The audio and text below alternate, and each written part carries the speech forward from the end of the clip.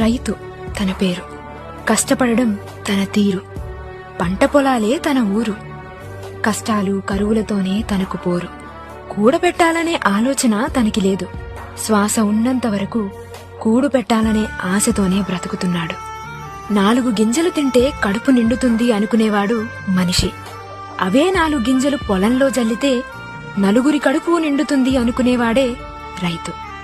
అందరూ అంటున్నట్టు రైతు చేసేది వ్యవసాయం కాదు, ఈ వ్యవస్థకి సాయం. మరి రైతుకి ఈ వ్యవస్థ ఎంతవరకు సాయం చేస్తుంది? దేశం గెలవాల్సింది స్టేడియంలో మాత్రమే కాదు, పచ్చని పంట పొలాల్లో. వికెట్ పడితే దేశం ఓడిపోతుందనే దేశభక్తులారా, దేశానికి అన్నం పెట్టే రైతు దేహాలెన్నో పడిపోతున్నాయని గుర్తించండి.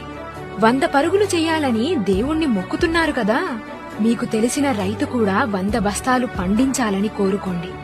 రైతే రాజు అన్నమాట నిజమవ్వాలని ఆశిద్దాం.